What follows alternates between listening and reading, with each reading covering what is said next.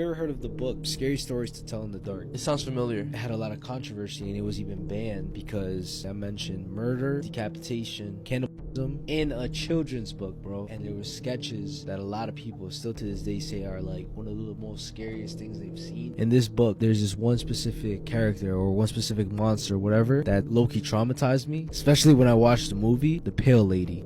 I seen that before. A lot of people also remember the movie. Oh, ew, what the f?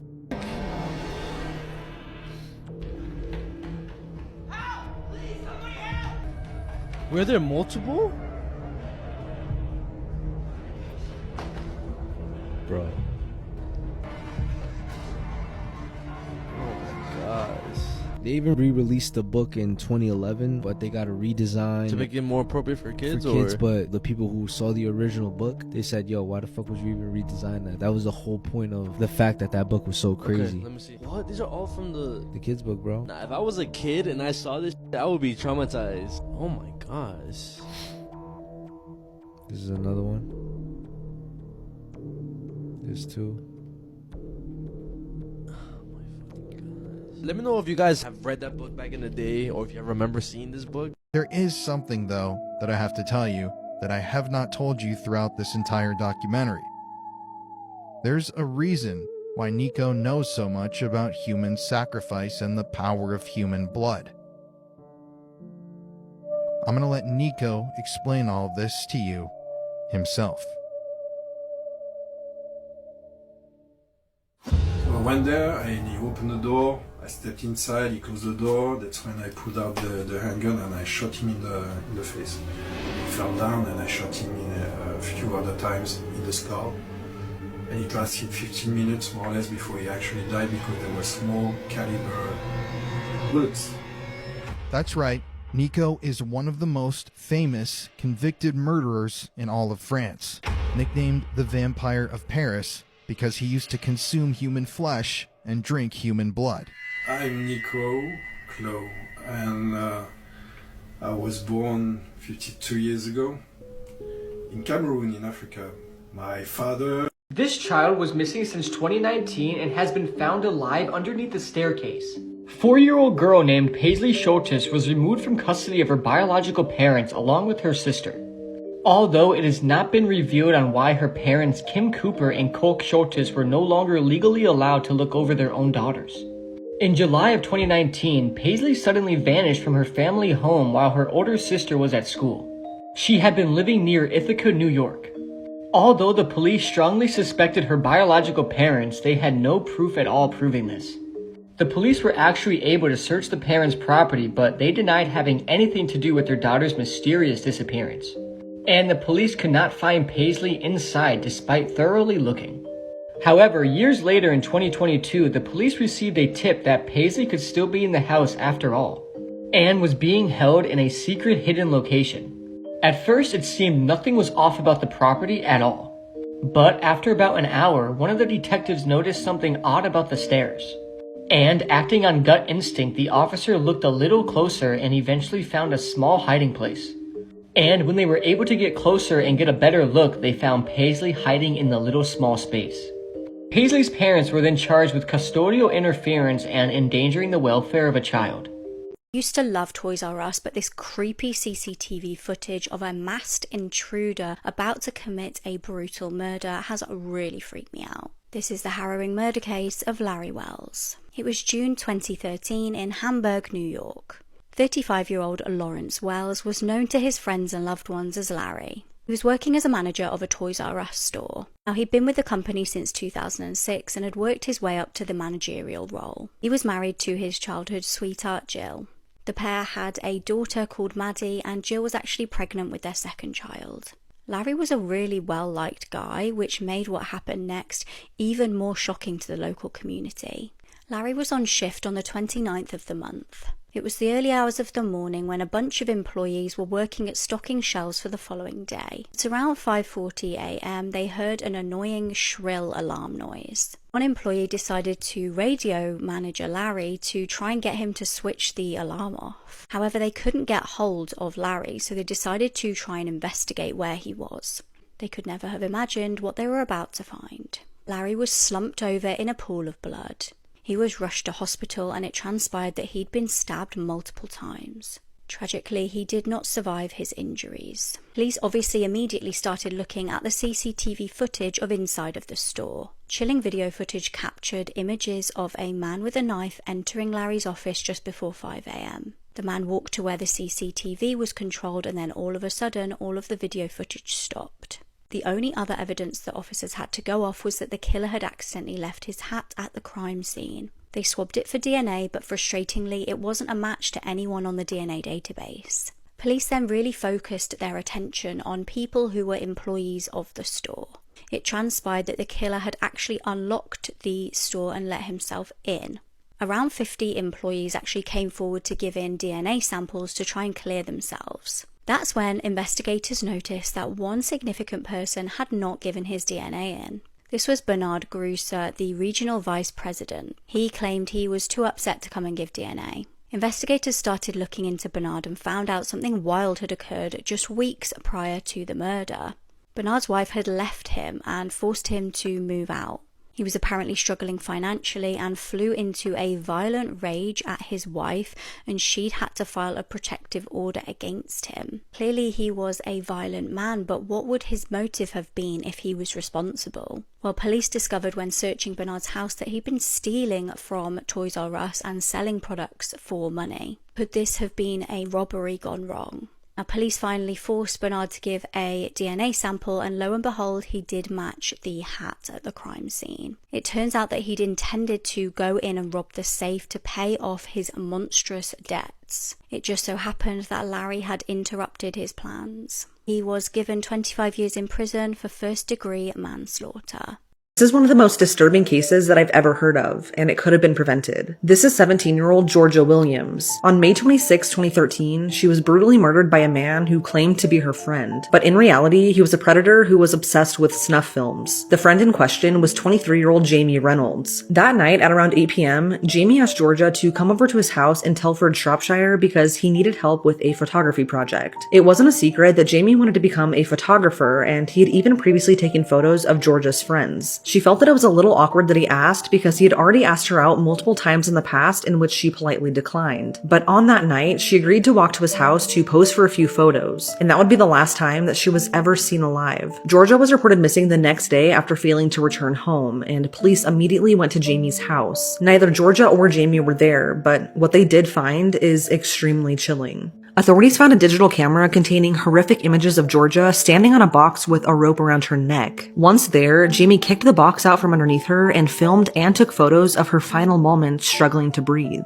Once she was dead, Jamie sexually assaulted her body before dumping her in the woods. It would then take 2 weeks for authorities to locate her body. Jamie was quickly arrested, and what police found at his house is horrifying. Authorities found a list with the names of 32 girls that he knew that were all possible targets. They also found a series of stories about killing girls in which he planned to reenact. Most chilling of all, though, is a story that police found titled Georgia's Surprise, in which he detailed all of the horrific things that he did to her. What's infuriating is that this could have all been prevented. Jamie had an extensive criminal history dating all the way back to his teen years. He was known to be extremely creepy towards women from a young age and owned a large collection of snuff films, which showed women being murdered. He would even go on to tell police that he was turned on by strangulation. He was first arrested as a teenager, and a doctor determined that he was a significant risk to others, but nothing was done. He was arrested once more for trying to strangle a girl, but again, he was released. Jamie would also Photoshop pictures of girls he knew to show them being hanged, and his dad even reported this to the police, but they didn't take any action, and they never informed any of the girls in the photos of what Jamie was secretly doing. Jamie was also arrested in 2011 for hitting a girl with his car after she rejected him, yet police let him off with a traffic warning.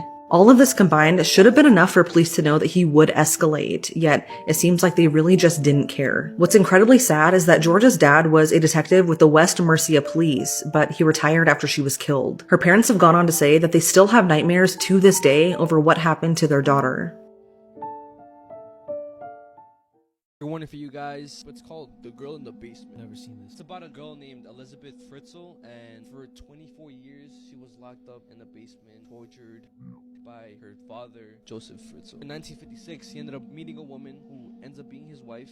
Her name was Rosemary. He ended up giving Rosemary 7 kids, and he specifically grew obsessed with Elizabeth. Wherever he would go, Elizabeth had to be by his side. At age 11 is when It all started. He started sneaking into her room, and as she got older, when she hit like 17, 18, Joseph started realizing that she's gonna become an adult and I'm eventually gonna lose control over her. So he lured Elizabeth down to the basement, put chloroform on a rag, put it on her face until she knocked out. Ended up handcuffing her and put her all the way in the back of this prison, the cellar he was building this whole time, specifically for her. For the next 4 to 5 years, Joseph would come down there, give her basic necessities for her to survive. Also, constantly. After, in 1988, Elizabeth would get pregnant with Joseph's kid or whatever. She was telling Joseph to bring her to a hospital so she could at least give birth at the hospital. Joseph was not letting that happen. He was like, nah, Fuck that shit. if I do, he's gonna get caught. So what he did was he just threw a book about pregnancy, told her to read it, gave her a scissor to cut the umbilical cord. She did end up giving birth to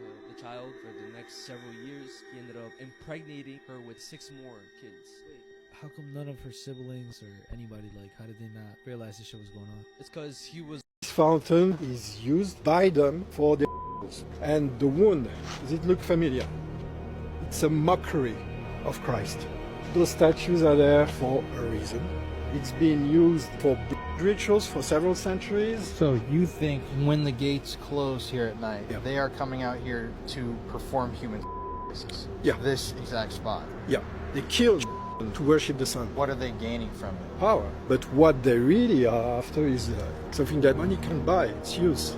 Through the harvesting of that was harvested through fear and pain, torture. That gives a special quality to the most evil places on earth. They're not the ones that you think they are. Something is going on here. I've been told things. I've been approached by people. I've been in the satanic undergrounds for more than 30 years now, and I know what's going on in the upper echelons of society.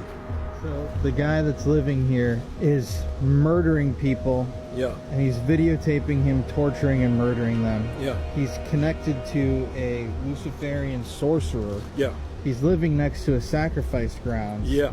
He finally gets arrested for all this, and before he can give any information, he kills himself. Yeah, And he's living on the grounds of one of the most famous palaces Exactly. in France. So, or maybe they're still alive. Maybe they're watching this video. You never know.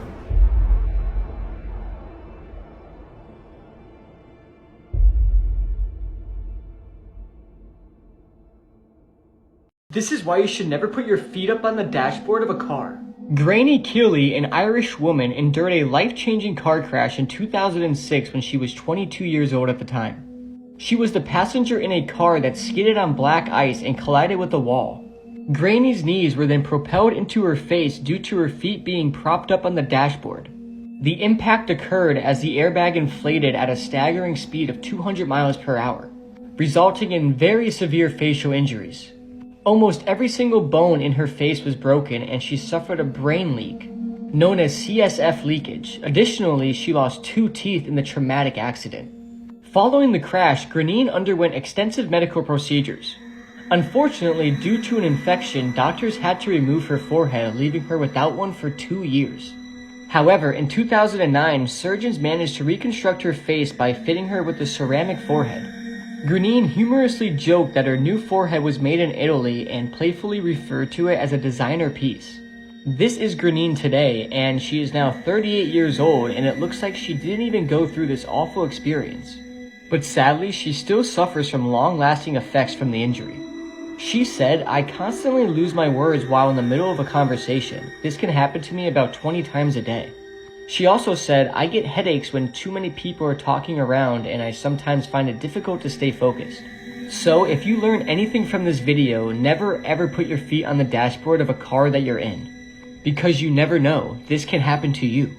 This in turn sent her auntie a mysterious message saying she had something important to tell her. Then she vanished into thin air. So who took her, and what was the important message? Chandra Levy grew up in California in the 1970s. She was ambitious from a young age and was a great leader. She always knew she wanted a career in either law or in the FBI. In 2000, she moved to Washington, D.C. to pursue a career. She had landed herself an internship with the Federal Bureau of Prisons. Everyone thought that this was going to be the start of a long and successful career for Chandra, but unfortunately she wouldn't make it out alive. It wasn't long before Chandra started telling her close friends that she'd started dating a congressman. This was Gary Condit. Now, he was actually married and was much older than Chandra. In April 2001, Chandra completed her internship and was due to graduate. It was then that she called her auntie Zamsky. She got through to her answer phone and left an ominous message. It said she had something important to tell her. A few days later, though, before that something was revealed, she vanished. On the 5th of May, Chandra's dad rang police. He was really worried as he hadn't heard from her in days, which was strange because she was due to fly home. Her dad also told police that she may have been dating Gary. Officers showed up to Chandra's apartment where she had a house phone that stored answer phone messages. There were two off Gary asking where she was. Interestingly, her laptop showed that she had been searching for hiking trails and also airlines. Gary was actually brought in by police for questioning, and he did admit to them that he had been dating her. He did, though, say that he had no reason to want to harm her in any way. The investigations continued and searches were completely fruitless. Then, though, a huge tragedy took place in America, the 9/11 attacks. Unfortunately for Chandra and her family in the investigation, this really overshadowed the work that was being done. Everything seemed to slow down. That was until 2002 when a dog walker made a grim discovery. Human remains were in Rock Creek Park. It was determined via dental records that this was Chandra. Her bra, a Walkman, and trainers were also recovered. Her joggers were also found, which had knots tied at the bottom, which some people believe may mean she was restrained. Now, a small amount of DNA was found on her body, and this was obviously collected by police. They deemed the case to be a homicide. They started looking into potential suspects and came across a man named Ingmar. He'd spent time in prison for assaulting women in Rock Creek Park. It transpired that the day Chandra vanished, he had actually not showed up at work. However, the DNA found on Chandra didn't match him. In 2009, though, he was charged with Chandra's murder, and the following year he was found guilty. He was given 60 years in prison. However, there was a final heartbreaking twist in this case. Ingmar actually got a retrial due to issues with the reliability of one witness. The charges were dismissed and he was released. To this day, Chandra's case remains officially unsolved. You ever heard about the show The Twilight Zone? I heard about it, but I've never seen it. In 1982, The Twilight Zone was going to make a movie. That shit went completely wrong. There was going to be this scene where the actor Vic Morrow was going to be carrying two children, right? Which was a boy and a girl. And their names were, I don't want to butcher her name, but I'm going to just say it, Mika Din Lee and Renee Shin Yi Chen. The whole scene was they were going to be running away from a helicopter in like some not too deep water. He was supposed to be carrying both of the children. And that time, they wouldn't really follow protocols. The way they filmed wasn't really that safe. Barely any CGI at that time, bro. Yeah, so they want to do everything like practical? So they had a helicopter in this scene. Oh gosh. The helicopter was 12 to 20 feet up high. So that's mad close, bro. 12 feet, bro, is like a basketball hoop. So they were doing the scene, it was regular. He ended up dropping the girl. Then a firework ended up going off. It shot onto the helicopter. The helicopter got out of control. It ended up falling to where they were. It decapitated The actor? the actor and the boy, and ended up just crushing the little girl. What the The director and like everybody who was involved in that The movie, crew? yeah, was like facing like legal consequences and shit. Yeah. But specifically the director, which his name was John Landis.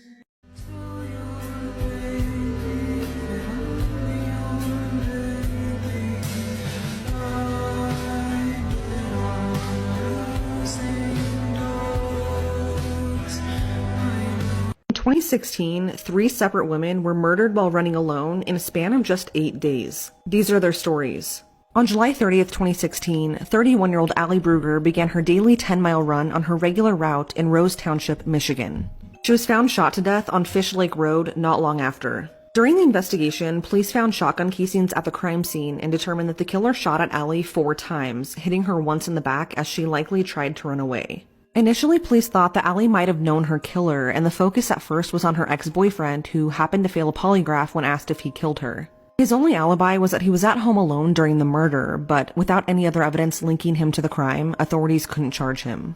Allie's family can't help but wonder if this was a failed abduction or if she possibly had a stalker since she ran the same route frequently. It's now been 7 years, and Allie's case is still unsolved. 3 days later, on August 2nd, 30-year-old Karina Vetrano would also be attacked, sexually assaulted, and murdered while running in New York. That day, Karina decided to go for a run in Spring Creek Park in Queens, which was less than a block away from her home. She would normally run with her dad for safety reasons. However, at the time, her dad had a back injury, so she decided to go alone. She was last seen alive at around 5 p.m. when entering the park, but when she stopped answering texts and calls, her dad notified authorities. A massive search was launched, and sadly, Karina's body would be found a few hours later by her father, face down about 15 feet off the trail. Her clothes had been pulled down, and her right leg was covered in scratches and bruises. Authorities determined that she had been hit in the back of the head with a rock, sexually assaulted, and died from strangulation. She had major defensive wounds, including cracked teeth, indicating that she bit her attacker incredibly hard. Her hands were found clutching grass as she was being dragged off the trail, and her killer's DNA was found underneath her fingernails and on her back. Authorities ran the DNA through a national database, however it provided no leads, and her case would go cold for 6 months. But eventually, 20-year-old Chanel Lewis would be arrested for her rape and murder after his DNA matched what was found at the scene. He confessed to the crime and reportedly had a hatred for women, even telling a teacher years prior that he wanted to stab all the girls at his school. Chanel was found guilty and sentenced to life in prison without parole. Just 5 days later, yet another woman would be sexually assaulted and killed while out on a walk by herself. On August 7th, 27-year-old Vanessa Marcotte left her mom's home and went for a walk in Princeton, Massachusetts, but she never came back. A massive search was launched, and sadly, Vanessa's body would be found hours later on a trail in a heavily wooded area less than half a mile from her mom's home. She was found nude and suffered from burns on her face, hands, and feet, and she had also been sexually assaulted and strangled. It was so bad that her throat had been crushed and her nose had been broken. Her clothes, phone, and AirPods were all missing from the scene, but authorities were able to recover DNA from her killer. According to witnesses, Vanessa was last seen alive at around 1 p.m. walking and talking on the phone, but a black SUV was also seen following her. Witnesses were able to give a description of the man driving the car, but Vanessa's case would go cold for nearly a year. Finally, in April of 2017, a state trooper stopped 31-year-old Angelo Ortiz in his black SUV and noticed that he matched the description. Angelo voluntarily submitted his DNA and it came back as a match. He had no prior criminal history and was married with 3 children at the time of Vanessa's murder. He was also a third-party contractor with FedEx and was described as extremely perverted. Along with his DNA matching, his phone records confirmed that he was in the area of the crime scene at the time of the murder. Angelo was charged with Vanessa's murder and sentenced to life in prison. He'll be eligible for parole in 45 years. They deserved to feel safe. This girl was killed and had all of her teeth removed by a cartel member while on vacation in Mexico. The body of 23-year-old Lisbeth Flores was found dead in the Mexican town of Matamoros. The sad thing is, Lisbeth was a mother of 2 and was also visiting Mexico for vacation. On August 9th, 2023, Lisbeth told her mother that she would be crossing the border into Matamoros to visit her boyfriend. Lisbeth assured her mother that she would return later that evening. This wasn't her first time crossing the border, but for some reason, her decision to do it did not sit right with her mother at all. Maybe it was her instincts telling her something bad was going to happen. But regardless, she let Lisbeth go. However, when Lisbeth failed to return home that night, her mother knew something was wrong. She filed a missing persons report immediately the next morning. But tragically, the day after filing, Mexican officials discovered Lisbeth's lifeless body abandoned on a field in Matamoros. And the condition of her remains were absolutely horrific. She had been brutally assaulted and all of her teeth were removed from her mouth before she died. And the fatal injury seemed to be from a powerful blow to the head using this large rock that was discovered at the scene. Some say it was robbery, others say it was sexual assault, but no one really knows what happened exactly between Lisbeth and her killer. The good thing is the killer was arrested. Braulio Martinez was caught at his residence in connection with the murder, and after pleading no contest, he was sentenced to 14 years in prison, which many people thought wasn't a long enough sentence. This is just so sad, and due to the violence in this area, Lisbeth's mother is now without a child, and her own 2 kids are left without a mother. But luckily, local businesses stepped up by contributing funds to her children's education. As this kind gesture definitely helped, nothing will bring back their mother, Lisbeth Flores. May she rest in peace. For me to what you believe to meet a child today. Second of all, the police have been informed and the police are on their way. Last but not least, we are ready to expose you. And we just expose your fucking ass. Do you want to tell me why you're here today? How old was the child? The man you just saw in that video trying to meet up with a child is one of the most depraved criminals I've ever had the misfortune of reading about. Meet Norman Bowen Jones. When he was just a teenager, Norman and a friend of his raped, tortured, and murdered a pregnant woman in her own home. They said they had fantasized about doing this to this person for a long time, and so on one occasion they entered this pregnant woman's home, they tortured and murdered her, and they continued to grape the dead body long after she was gone.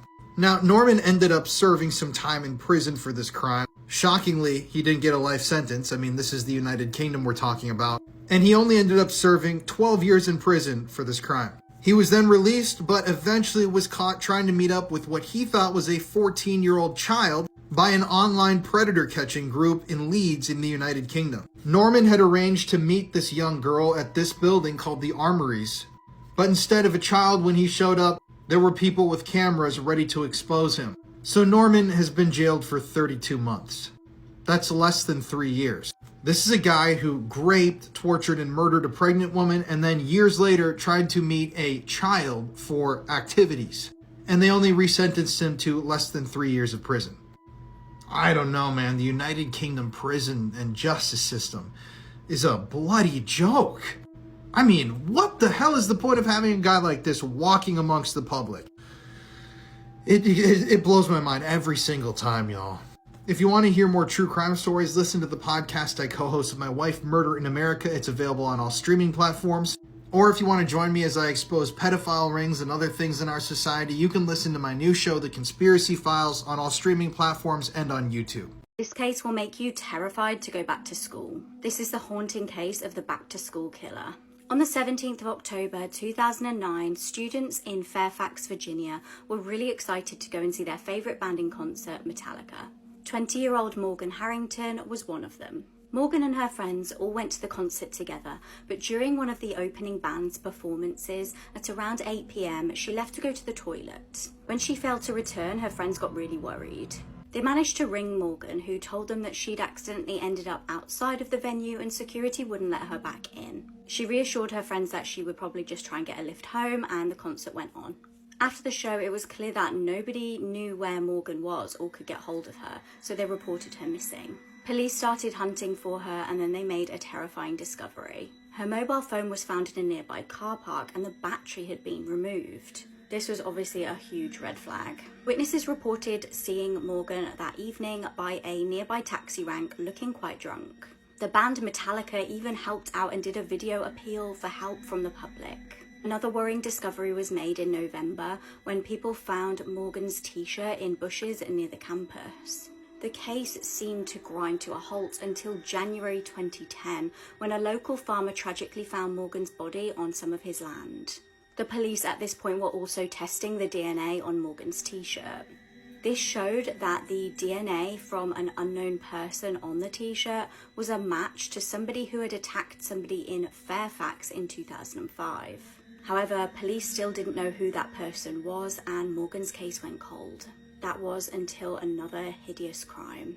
In the early hours of September the 13th, 2014, 18-year-old Hannah Graham was lost in Charlottesville. She was a sophomore at the University of Virginia. She texted her friend to try and get some help after getting lost after attending an off-campus party. Similar to Morgan's case, when Hannah failed to turn up to class, she was reported missing. Luckily, Hannah was captured by quite a lot of CCTV. Horrifyingly though, in one of the pieces of footage, you can clearly see a man start to follow her. He was a very tall man with either braids or dreadlocks. Women around the same area that evening also reported seeing this man acting inappropriately with women. Earlier in the evening, he'd been asked to leave a bar because of this, and then the women noticed that this same man had his arm around the girl that we now know is Hannah. These girls decided to follow the pair as they just had a gut feeling that something was wrong. They actually tried to intervene and tell the man to back off from the drunk student, but he was quite intimidating.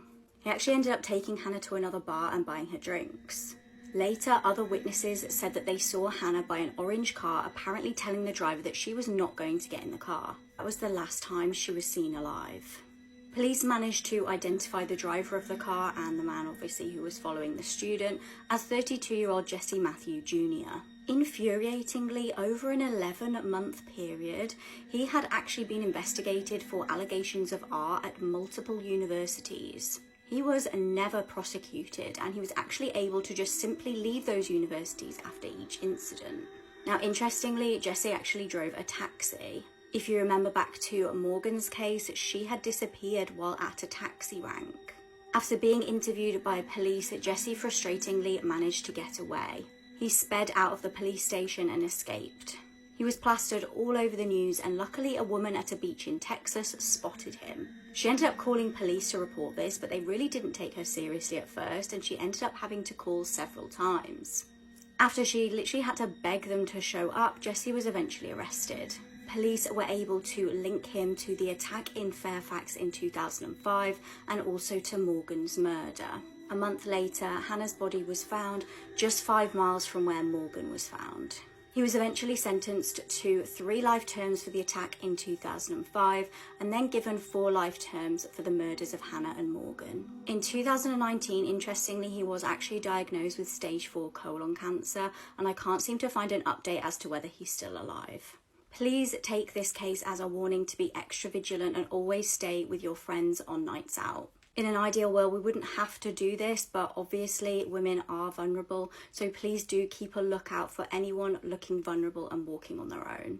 There's a really strange missing persons case happening right now that everyone should be talking about. This is Dia Abrams. She mysteriously disappeared from her 117-acre California ranch in 2020, and the details surrounding her disappearance are odd. Dia was last seen on June 6, 2020 at around 2:30 p.m. by her boyfriend Keith Harper. The two had been living together since 2016. According to Keith, the two had lunch together at her Bonavista Vista ranch house in Mountain Center, where she told him that she needed to talk to him about something. But the two were reportedly supposed to go on a trip to Colorado the next day, and the property needed worked on, so he pushed the conversation off. He then spent the next several hours mowing the meadow, and during that time, Keith said he received an ominous text from Dia saying, quote, "You cannot save me from all things," end quote. Keith said he then returned to the ranch house at around 7:30 p.m. and Dia was gone. All of her personal belongings, including her Ford F-350, her phone, her purse, and her dog Ruby, were all left behind. Keith said the entire time he was outside on the ranch, he had a clear view of the front gate, and he didn't see anyone enter or leave.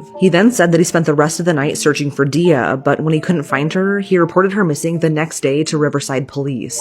The very next day, about 26 of Dia's neighbors, friends, and family came out and spent the entire day searching for her on the Bonavista Vista property, but there was no trace of Dia. Her friends recall Keith sobbing that day, saying, quote, "I'll never see her again." It would take the police a few days to come out and search the property, but suspiciously, Keith would leave before they could arrive. According to him, he spent the next week attending business meetings in Arizona and New Mexico, traveling in his RV. He apparently owns property in Arizona and a storage unit business in New Mexico. And like I said, this was all before police could search Dia's property or his RV. Keith claimed to be in contact with the police the entire time, but they actually had to track him down at his storage unit. They were able to search both the RV and the unit and ended up removing a section of the front driver's seat as evidence, as well as a list of evidence from his storage unit that hasn't been made public. Now, Dia's son reportedly learned of his mom's disappearance from her neighbors, not from Keith, the day she was reported missing. And when he went to the Bonavista Vista ranch to search for his mom, he said that her bedroom door looked like it was smashed in from the outside. He also discovered a handwritten note from Dia saying that she was scared for her life. When police officially did come out and search the property, they also found 2 shell casings on the front porch and drops of blood on a sheet in Dia's bedroom.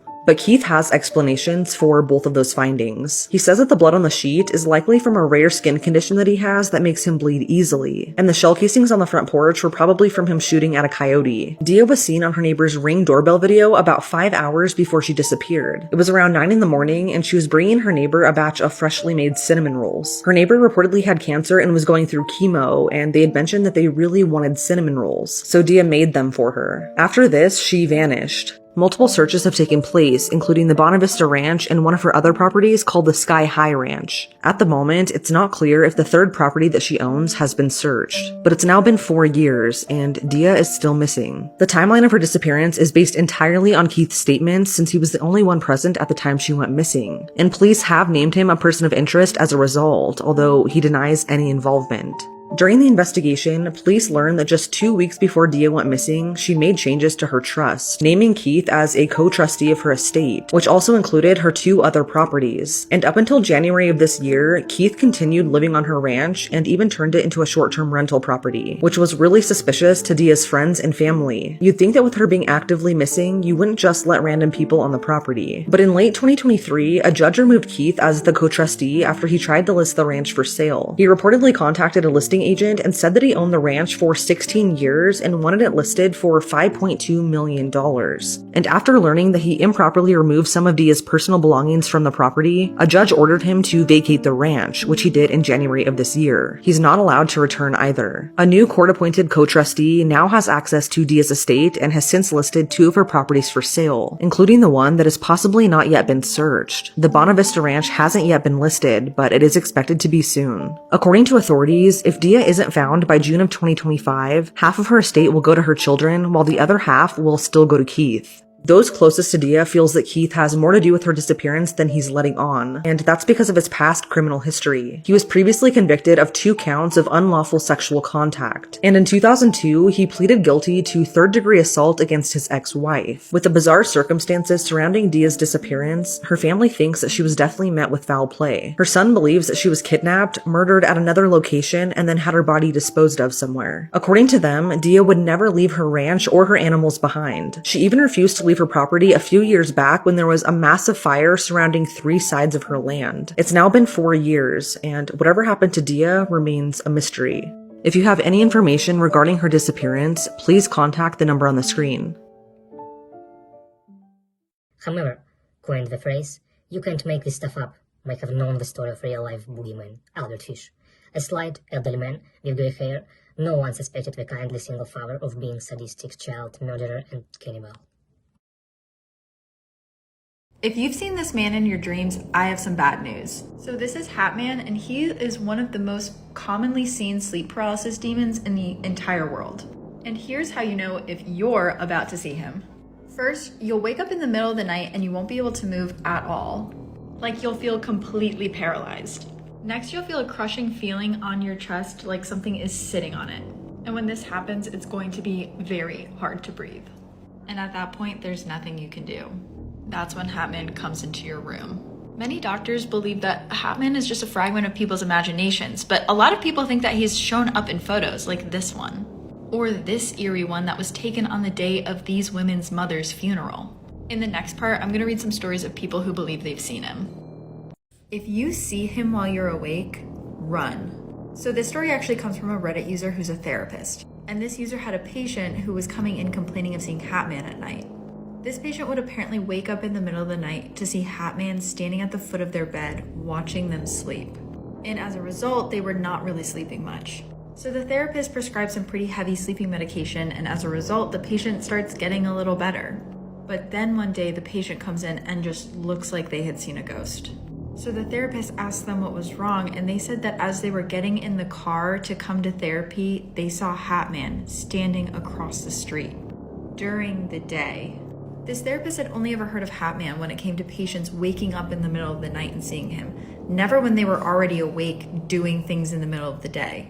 So the patient is terrified, but the therapist thinks this might be a side effect of the medication. It takes a little while to get used to. But that was the last time the patient ever came to see the therapist. Do you know about the Harry Potter actor that got sent to prison? You may remember Jamie Waylett, who played the Hogwarts bully Vincent Crabbe in the Harry Potter films. Although for many actors this would be a dream come true to be in such well-known films, Jamie reportedly struggled with the fame. He began to use substances in order to cope with his mental health struggles. In 2012, London saw some of the most devastating riots, including looting and arson, as well as the deaths of 5 people. Jamie was arrested for being involved in the riots. He was pictured getting involved in looting and holding a bottle full of petrol.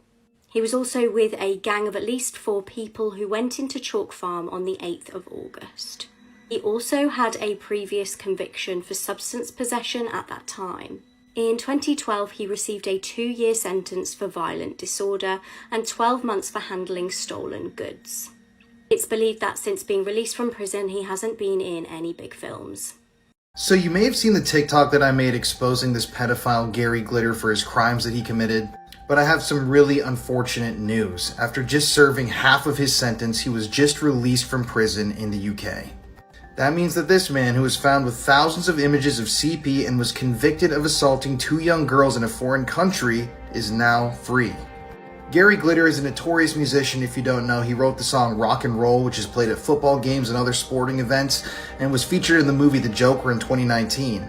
But his life has been mired with controversy. This guy has assaulted multiple kids, and he was found, like I said before, with CP materials on his computer. But thankfully, people in the UK are putting up a fuss about him being released from prison. There were actually some riots and protests outside of the hostel that he was released to. But even the family that lives next door to the hostel has gone to the news and said they're concerned because they're now living next to Gary Glitter, and they know what he did. So what do you think? Did he serve his time? Is he a reformed man, or should he still be incarcerated? Let me know below. This man killed his brother for not thanking him for cooking dinner. It was the 7th of March 2003 in Wainuiomata, New Zealand. A family meal was underway. 36-year-old Fergus Glenn had made dinner at his parents' house. One of the people he had cooked for was his 33-year-old brother, Craig. Craig was a family man with a wife and 3 children. It's believed that the pair had an ongoing feud, and on the day in question, Craig not thanking Fergus for cooking appeared to be the final straw. That evening, Craig went to sleep unaware of the horrors that would unfold. Shortly after, his mum woke to the sound of blows coming from the room that Craig was sleeping in. She initially thought this sounded like a wood chipper. She got up to investigate and found Fergus on the stairs. He calmly told his mum, "I've done him with an axe." Fergus had chillingly struck his brother 8 times with the weapon. It is likely that Craig knew very little about the attack. Experts claimed that it would be likely that the first strike would have killed him straight away, or at least knocked him unconscious. Later in 2003, Fergus pleaded guilty in court. He was sentenced to a lifetime term with a minimum of 10 years.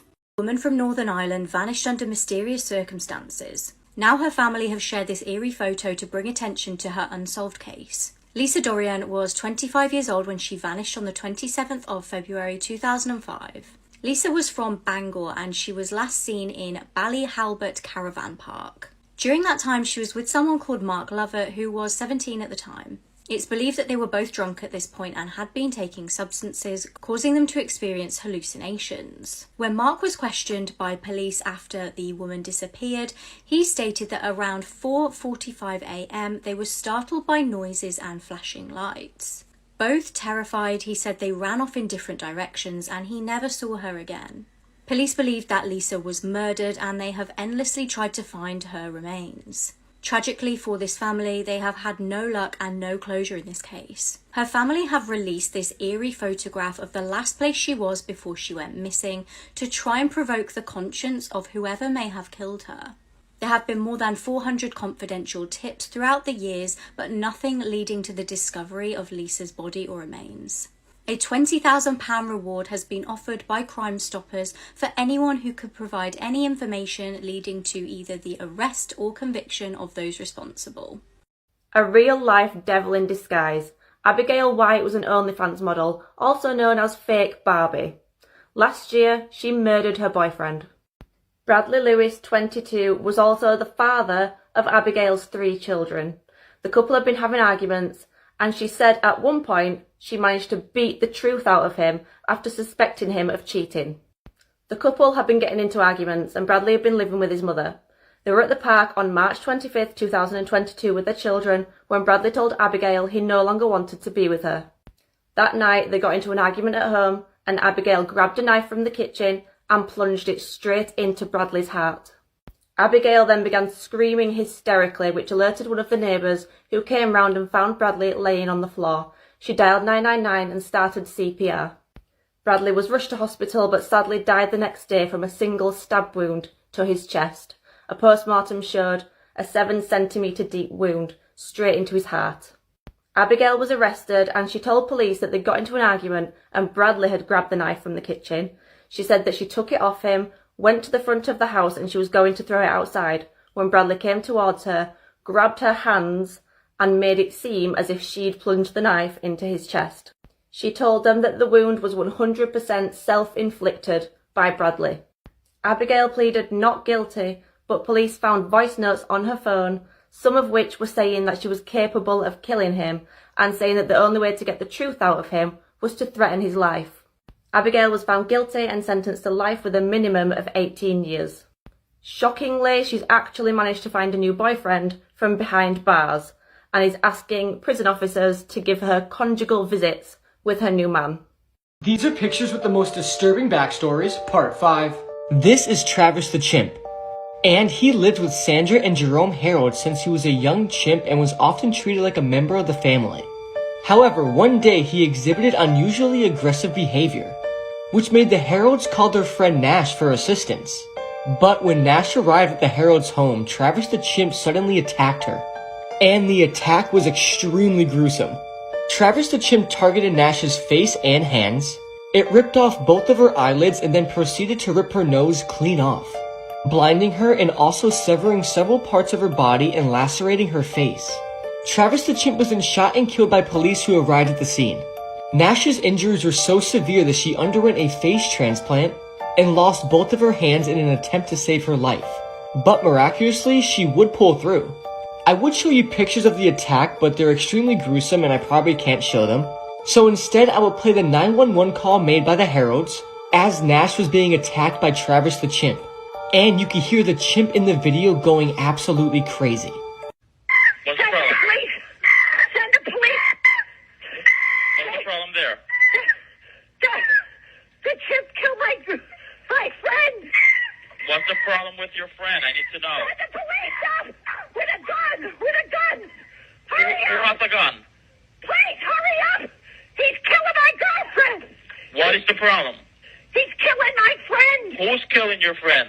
My chimpanzee! Oh, your chimpanzee is killing your friend. He ripped her apart! Hurry up! With a gun. Hurry up, please! There's someone on the way. With guns, please! Shoot him! What is the monkey doing? Tell me what the monkey's doing. He ripped her face off! He ripped her face off?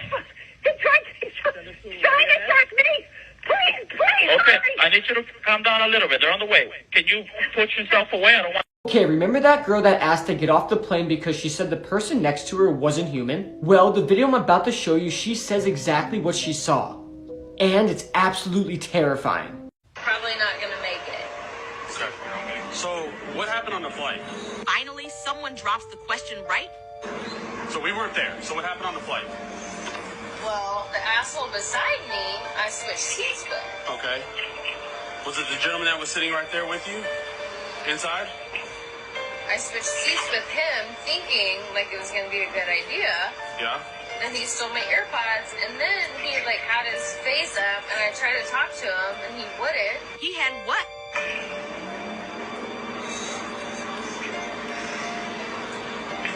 So were you in that other male, the one that got escorted out?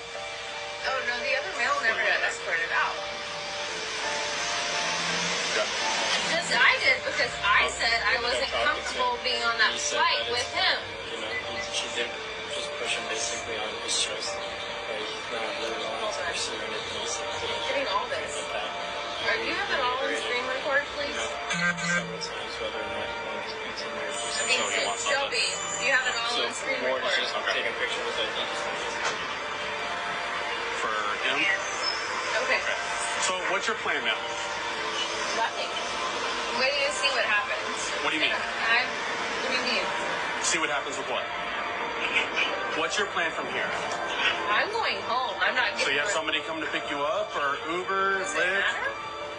Well, yes, because obviously we just got reports that you assaulted somebody by pushing the gentleman inside, okay? Wait, I assaulted someone? That's what multiple people Okay, so reported, I'm okay? So hold on. I'm 5'2", 120 pounds. Okay, can you let me finish? 5'2", 120 pounds. Can you let me finish? Yeah. So the gentleman is not wanting to press charges, okay? Okay? So regardless, he's not wanting to press charges. Hey, could I hurt Okay. you? How tall are you? So with that being said, How tall are you? Could I hurt you? so with that being said, Exactly. how do you plan on getting home? Because you can't hang out here. If you have no business at the airport, you can't be here.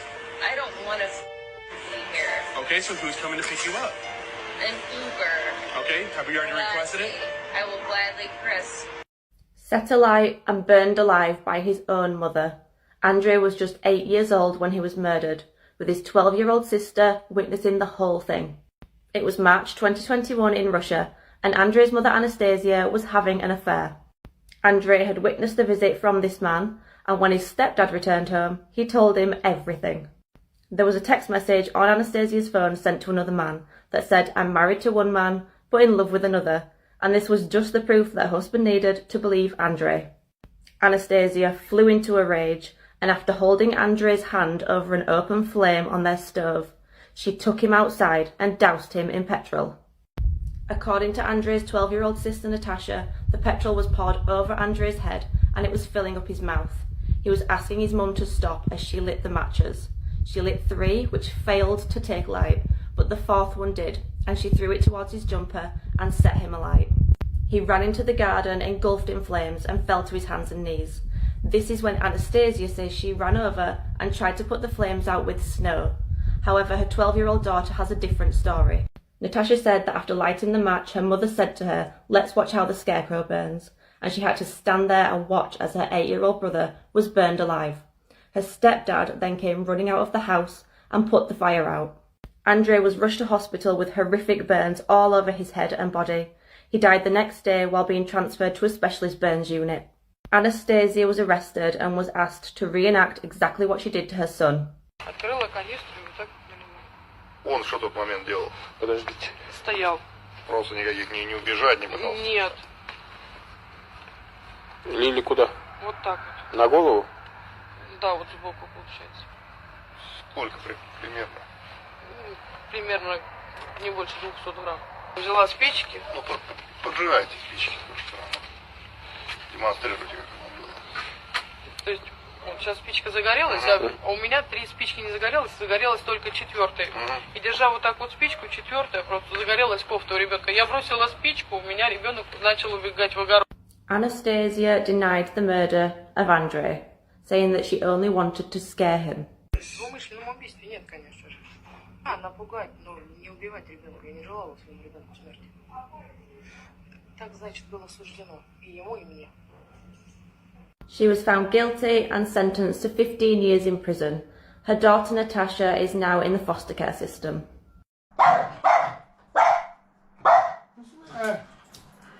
What? Look in there, mate. Look in there. What? Look in there. This politician took his own life on live TV. This is Robert Bud Dyer, and he was an American politician who ended his own life in a live press conference. In the early 1980s, Pennsylvania discovered that its state workers had overpaid federal taxes due to errors in state withholding prior to Dyer's administration. A multi-million-dollar recovery contract was required to determine the compensation to be given to each employee. In 1986, Dyer was convicted of accepting a bribe from Computer Technology Associates, a California-based firm, to award them the contract. He was found guilty on 11 counts of conspiracy, mail fraud, perjury, and interstate transportation in aid of racketeering. And Robert Bud Dyer was scheduled to be sentenced on January 23, 1987, but on January 22nd, Robert Dyer called a news conference in the Pennsylvania State Capitol building in Harrisburg, during which he fatally shot himself, ending his own life with a .357 Magnum revolver in front of reporters.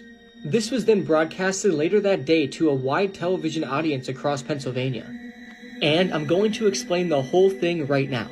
After Dyer finished speaking at the news conference, he pulled out an envelope with a model .357 Magnum revolver in it. And when the crowd in the room saw what Dyer pulled out of the envelope, the mood changed immediately. The question on everyone's mind was no longer whether or not Dyer would resign, but what he planned on doing with the firearm.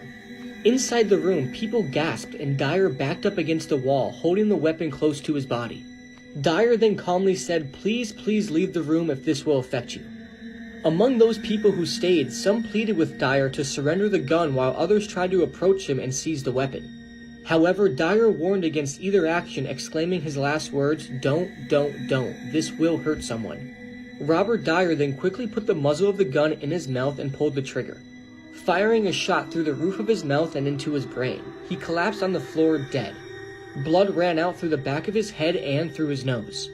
9 news cameras recorded the events, and one of the cameras remained focused on Dyer and captured close-up footage of the aftermath of the shooting, as his body was slumped and blood strewn from the exit wound in the back of his head, as well as from his nostrils and mouth.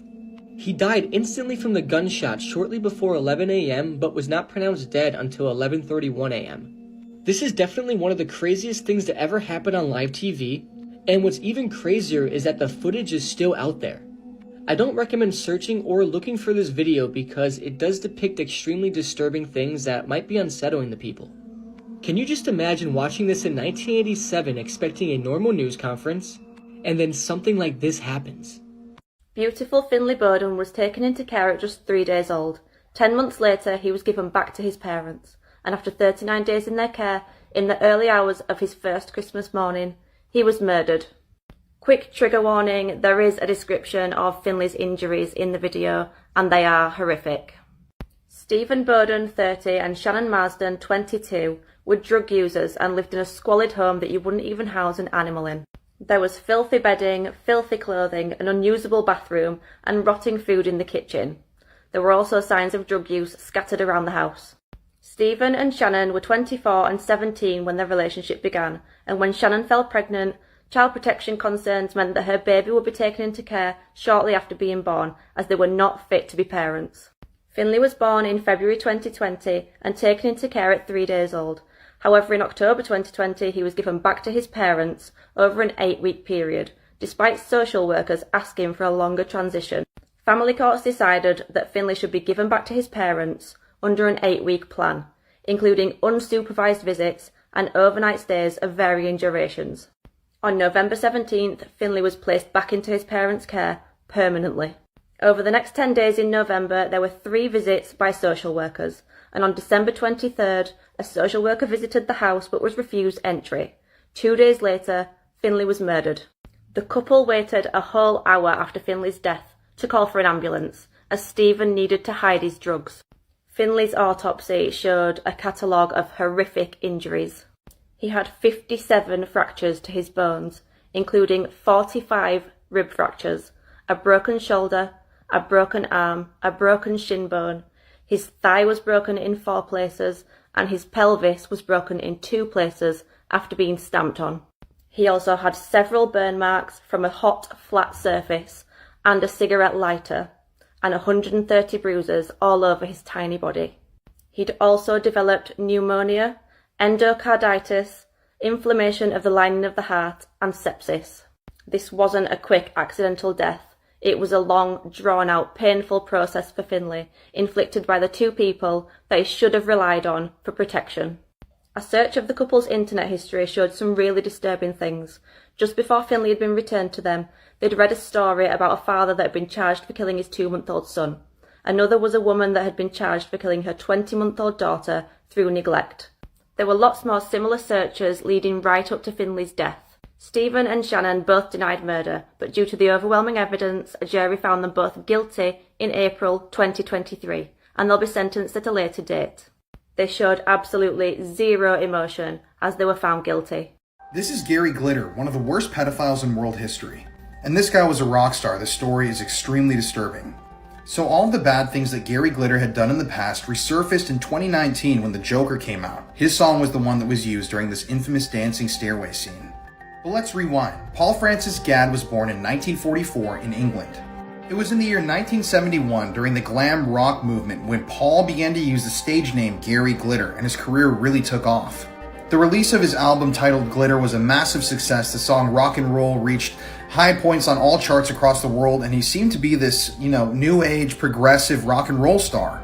And for years, Gary was heralded as a rock and roll icon. This guy was loved by thousands, millions of people across the planet. But that would all change in the year 1997 when Gary took his computer into a repair shop in England.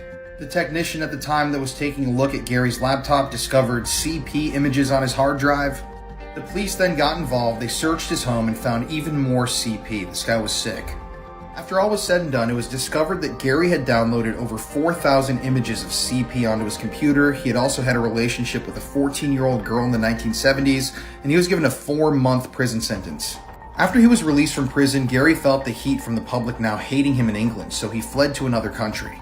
But after the authorities in Cambodia discovered who he was exposed, and he was then deported to Bangkok. He eventually settled, though, in Vietnam. And it was in Vietnam where Gary resumed his typical pedo behaviors. He was banned from a nightclub for groping a teenage waitress. Other people saw him bringing 2 young girls into his home. And on November 12, 2005, Gary fled his home in Vietnam. Authorities eventually searched the place and found a 15-year-old girl that was living with him. He then tried to escape the country, but he was arrested at the airport. And from that point on, multiple Vietnamese girls came forward that were underage and said that Gary Glitter had, assaulted them in the past. After all was said and done, he was sentenced to about 3 years in prison in Vietnam. And if he would have been convicted on all the charges that he faced, he might have been executed by firing squad.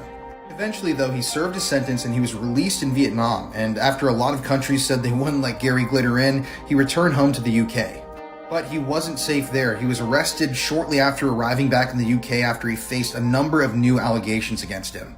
Eventually, he was charged with 8 counts of sexual offenses against girls from the ages of 12 to 14 in the years 1977 to 1980. One of these charges alleged that he even crept into a 10-year-old girl's bed and attempted to SA her. So after a lengthy trial, he was finally caught again. He was imprisoned, but he could be released next year in 2023. I know that the movie The Joker received a lot of backlash for using Gary Glitter's song because he was compensated with royalties, even after all of these things had happened to him. And yeah, this just shows that this guy was not and is not a good dude. This killer accidentally admitted to his crimes by accident when he forgot he was wearing a microphone while taking part in a documentary. This is how a true crime documentary exposed a killer. In 1971, Robert Durst met Kathleen McCormack and they got married. At the time of her disappearance in 1982, Kathleen had nearly graduated college. She was last seen by a witness at a dinner party where she appeared to be upset. She got a call from Robert and left. Robert admitted to having argued with Kathleen that night, but he said he put her on a train to New York and then never saw her again. Her friend called police to report her missing. Interestingly, Kathleen had been treated at a medical centre for facial bruises weeks prior to this and told the friend that Robert had done it. Robert had actually been dating someone else for some time prior to this and had been living separately to Kathleen. When her family broke into her cottage to try and find out where she was, they found the place had been trashed and her possessions put in the bin. Kathleen's family always believed that Robert was involved in her disappearance. In 2000, Susan Berman, a friend of Robert's, was found murdered. Now, she'd actually provided Robert with an alibi for Kathleen's disappearance. Now, pay really close attention to this next bit.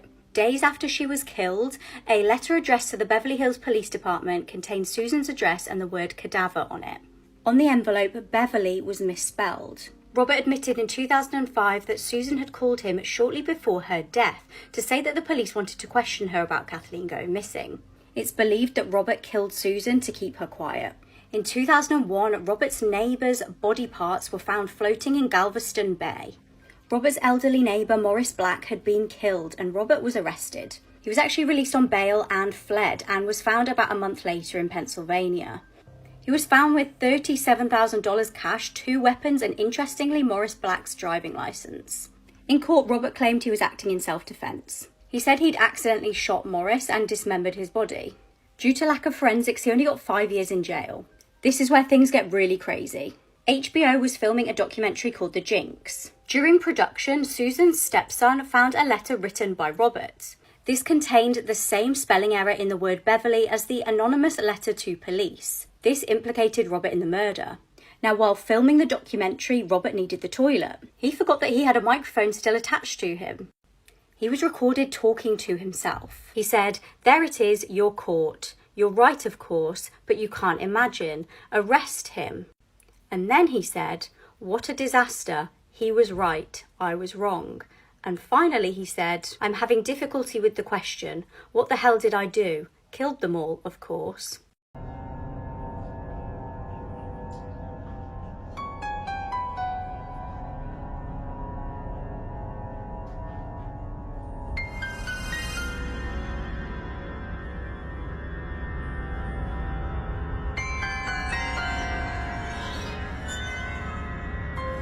Family of this missing girl found out via the media that she'd been murdered, butchered, and sold as kebab meat. This case will put you off ever eating a kebab again. Charlene Downs disappeared aged just 14 years old in November 2003. She was living in Blackpool, UK, and was last seen in an area containing many kebab shops and takeaways. While out with her friends one night, Charlene bumped into her mum. Her mum said that Charlene needed to be home by 10 p.m. that night, which was quite typical for Charlene. Tragically, this would be the last time that her mum would ever see Charlene alive. When Charlene didn't turn up by 10 p.m, her dad went out on his bike looking for her for around half an hour. When he couldn't find her, he just presumed that she'd stayed over at her friend's house and went home and went to sleep.